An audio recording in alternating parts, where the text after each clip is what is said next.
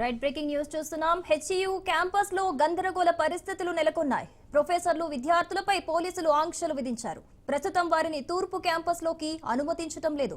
వాస్తవానికి తూర్పు క్యాంపస్ లో మేనేజ్మెంట్ స్టడీస్, ఎకనామిక్స్, మ్యాథ్స్ తదితర క్లాస్ రూమ్స్ ఉన్నాయి.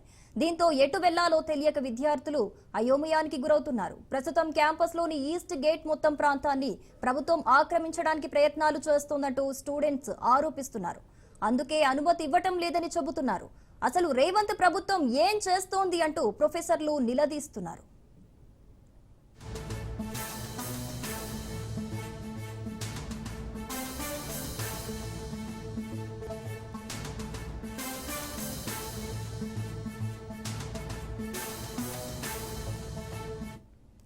నాలుగు 400 ఎకరాల భూమి వేలానికి వ్యతిరేకంగా విద్యార్థుల ఆందోళనలు ఆగటం లేదు.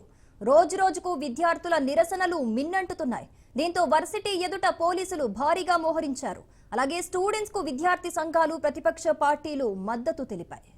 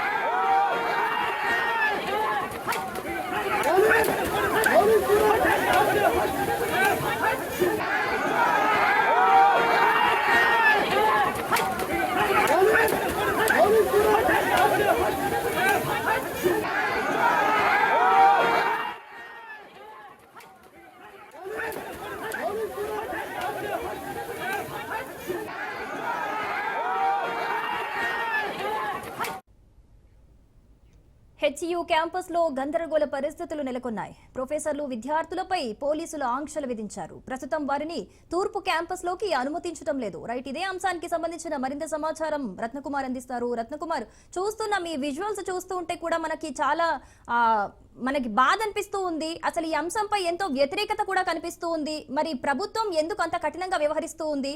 దీన్ని ఎలా చూడొచ్చు అంటారు? శిరీష, ప్రస్తుతం హెచ్యు దగ్గర ఎటువంటి పరిస్థితి ఉందనేది ఒకసారి నేను కళ్ళ కట్టినట్టు చూపించేటువంటి ప్రయత్నం చేస్తున్నాను. మనం హెచ్యు ముందున్నటువంటి మెయిన్ ప్రధాన మార్గం మీద ఉన్నాం. సరే, విజువల్స్లో మన వెనకాల కనిపిస్తోంది ఇది వాటర్ కెనాల్. ఈ వెహికల్ని ఎప్పుడైనా సరే పెద్ద మాబు మోహరించినప్పుడు, ఆందోళనలు ఉధృతం అవుతున్నటువంటి సందర్భంలోనూ పెద్ద ఎత్తున జనాలు మోహరించినటువంటి పరిస్థితుల్లో ఉపయోగిస్తూ ఉంటారు. వాళ్ళందరి మీదకి స్ప్రే చేసి చెదరగొట్టేటువంటి ప్రయత్నంలో భాగంగానే ఈ వెహికల్ని చాలా రేర్ కేసెస్లో ఉపయోగిస్తుంటారు. సో అటువంటి వెహికల్ని ఇప్పుడు హెచ్యు దగ్గర ఆందోళనలు జరుగుతాయేమన్నటువంటి ఉద్దేశంతో పోలీసులు ఇక్కడకు తీసుకురావడం జరిగింది. కొన్ని సంవత్సరాల తర్వాత ఈ వెహికల్స్ని యూజ్ చేస్తున్నట్లు కూడా ఇక్కడ ఉన్నటువంటి ఈ వెహికల్ని ఉపయోగించేటువంటి సిబ్బంది, డ్రైవర్స్ వాళ్ళందరూ తెలియజేస్తూ ఉన్నారు. పైన మనకు కనిపిస్తున్నటువంటి ఆ స్ప్రింక్లర్స్ ఏవైతే ఉన్నాయో ఆ స్ప్రింక్లర్స్ నుంచి మనిషి ఒక కారు ఒక మిర్రర్ కూడా పగిలిపోయేంత కెపాసిటీ, అంత ప్రెషర్ అనేది ఈ వెహికల్కు ఉంటుంది. సో కొన్ని సంవత్సరాల తర్వాత ఈ వెహికల్ని తీసుకురావడం జరిగింది. అది కూడా హెచ్యులో జరుగుతున్నటువంటి ఆందోళనలకు సంబంధించి ఒకవేళ విద్యార్థుల యొక్క ఆందోళన ఉద్రిక్తం అయితే మాత్రం ఈ వెహికల్ను ఉపయోగించి వాటర్ని స్ప్రే చేసేందుకు ఈ వెహికల్ని తీసుకొచ్చారు. అంటే ఇక్కడ పరిస్థితి ఎలా ఉందనేది ఒకసారి చాలా స్పష్టంగా తెలుస్తుంది. దాదాపు 300 మీటర్ల వరకు కూడా ఈ వెహికల్ ద్వారా వాటర్ని స్ప్రే చేస్తారు. అక్కడ ఎవరైతే అటు విద్యార్థులు ఒకవేళ ముందుకు వచ్చి హెచ్యు యూనివర్సిటీ దాటి రోడ్డు మీదకి వచ్చేటువంటి ప్రయత్నం చేసి ఆందోళన ఉధృతం చేసేటువంటి ప్రయత్నాలు కనుక చేస్తే మాత్రం వారి మీదకు ప్రయోగించడం కోసం ఈ వెహికల్ని తీసుకురావడం జరిగింది. సో ఇట్లాంటి పరిస్థితి ప్రస్తుతం హెచ్యు యూనివర్సిటీ దగ్గర కనిపిస్తున్నటువంటి సిచ్యువేషన్స్ ఉన్నాయి. ఇక మరోవైపు ఇది ఎలా ఉంటే ఇక తాజాగా ఇక్కడ సిచ్యువేషన్స్ అనేవి ఎలా ఉన్నాయన్నది ఒకసారి నేను మీకు క్లియర్గా చూపించేటువంటి ప్రయత్నం చేస్తున్నాను. ఒకవైపున వెహికల్స్, పోలీసులకు సంబంధించినటువంటి ఈ వెహికల్స్ అనేవి కూడా కనిపిస్తున్నాయి కదా, వ్యాన్స్ అనేవి దాదాపు 4-5 వ్యాన్స్ని ఇక్కడ మోహరించారు. రోడ్డు మీద నుంచి స్టార్ట్ చేస్తే హెచ్యు యూనివర్సిటీ లోపల ల్యాండ్ చదును చేస్తున్నటువంటి ప్రాంతం వరకు పూర్తిగా ఆ పోలీసులే మోహరించారు.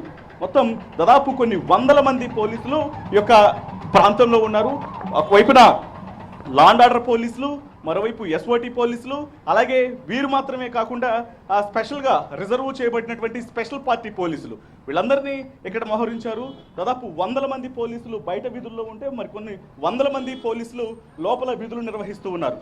ఏది ఏమైనప్పటికీ కూడా విద్యార్థులు ఇప్పటికే చాలా స్పష్టంగా తెలియజేయడం జరిగింది, తాము ఏమాత్రం ఈ యొక్క ఇన్సిడెంట్కు సంబంధించి వెనక్కి తగ్గేటువంటి ప్రసక్తి అనేది లేదు.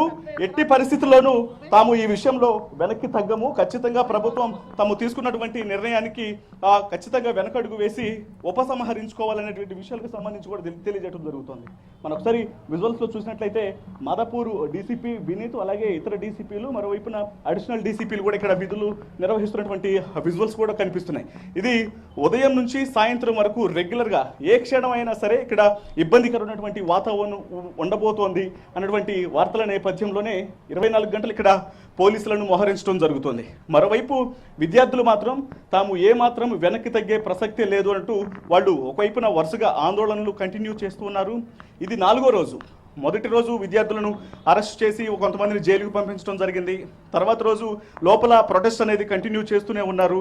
కానీ కొద్దిసేపటి క్రితమే మనకు ఇవాళ ఉదయం చూసినటువంటి పరిణామాలు ఏవైతే ఉన్నాయో ఇవన్నీ కూడా ఒక్కసారిగా దిగ్భ్రాంతికి గురి చేసేటువంటి పరిణామాలు అనేవి చోటు చేసుకున్నాయి. ఎందుకంటే లోపల ఈస్ట్ క్యాంపస్ వైపు విద్యార్థులు వెళ్ళేటువంటి ప్రయత్నం చేశారు.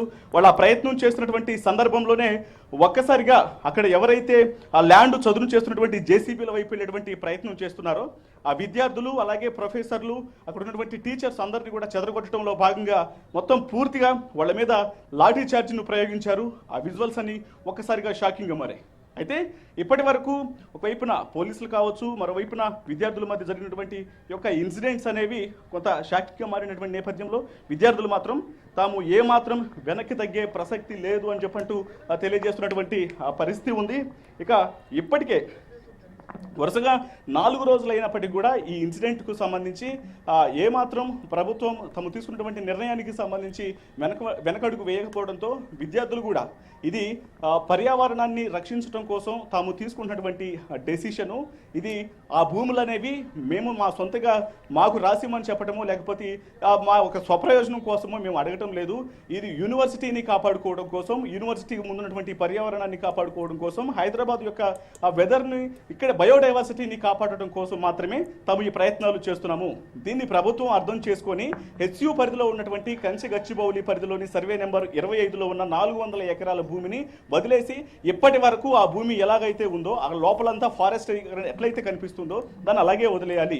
వేలంపాట వేసినటువంటి నిర్ణయాన్ని మాత్రం ఉపసంహరించుకోవాలి. ఎందుకంటే లోపల వందలాది వేలాది స్పేసెస్ అనేవి ఉన్నాయి. జింకలు కావచ్చు, నెమళ్ళు కావచ్చు, ఇతర జీవరాశులు, ఎన్నో వందలాది జీవరాశులు అనేవి లోపల ఉన్నాయి. కాబట్టి వాటిని కాపాడుకోవాల్సినటువంటి బాధ్యత మన మీద ఉంది, ప్రభుత్వం మీద ఉంది. ఖచ్చితంగా ప్రభుత్వం ఈ విషయంలో ఏమాత్రం ముందుకు వెళ్ళే ప్రయత్నం చేస్తే మాత్రం తాము అంతే ధీటుగా ముందుకెళ్ళేటువంటి ప్రయత్నం చేస్తామనేది విద్యార్థులు చెబుతున్నటువంటి మాట. ఇక మరోవైపు ప్రభుత్వం మాత్రం ఏమాత్రం వెనకడుగు వేయట్లేదు అనే విషయమే చాలా స్పష్టంగా తెలుస్తుంది. ఎందుకంటే ఇక్కడ రోజు రోజుకు పోలీసుల సంఖ్య పెరుగుతూ ఉంది. ఎందుకంటే వివిధ పోలీస్ స్టేషన్ల నుంచి, నగర వ్యాప్తంగా ఉన్నటువంటి పోలీస్ స్టేషన్ల నుంచి పోలీసులను తీసుకొస్తూ ఉన్నారు. లోపల బయట మెయిన్ గేట్ దగ్గర కొన్ని వందల మంది పోలీసులు విధుల్లో ఉంటుంటే లోపల ఎక్కడైతే వర్క్ జరుగుతుందో ల్యాండ్ను చదును చేస్తున్నటువంటి 400 ఎకరాల ప్రాంతం ఏదైతే ఉందో అక్కడ కొన్ని వందల మంది పోలీసులు మోహరించి ఉన్నారు. ఒకవేళ విద్యార్థులు ఈస్ట్ క్యాంపస్ నుంచి ఆ వైపు వెళ్ళేటువంటి ప్రయత్నాలు చేస్తే మాత్రం అక్కడ ఆల్రెడీ విధుల్లో ఉన్నటువంటి పోలీసులు వారి మీద లాఠీ చార్జ్ చేసేందుకు కూడా ఏమాత్రం వెనకాడట్లేదు. ఇప్పటికే ఆ దృశ్యాలను కూడా మనం చూడటం జరిగింది. సో ఇటువంటి పరిస్థితే ప్రస్తుతం హెచ్యూ దగ్గర కనిపిస్తోంది. ఇది ఇలాగే కంటిన్యూ అయితే మాత్రం కొంత ఇబ్బందికరమైనటువంటి సిచ్యువేషన్సే తలెత్తేటువంటి అవకాశాలు ఉంటాయి. ఏదేమైనప్పటికీ ఈ హెచ్యూ గచ్చిబౌలి దగ్గర జరుగుతున్నటువంటి యొక్క 400 ఎకరాల భూమికి సంబంధించినటువంటి ఏదైతే చదును చేస్తున్నటువంటి ప్రాంతం ఉందో దీని మీద విద్యార్థులు వర్సెస్ పోలీసులు అన్నట్లుగా మారింది, విద్యార్థులు వర్సెస్ గవర్నమెంట్ అన్నట్లు మారింది. దీని మీద ప్రభుత్వం ఒక సరైనటువంటి నిర్ణయాన్ని తీసుకొచ్చి విద్యార్థులకు ఒక అనుకూలమైనటువంటి రిజల్ట్ వచ్చేంత వరకు కూడా వీళ్ళేమాత్రం వెనక్కి తగ్గరన్నటువంటి పరిస్థితే మనకు యూనివర్సిటీ దగ్గర కనిపిస్తోంది. Right Ratnakumar, thanks for the details.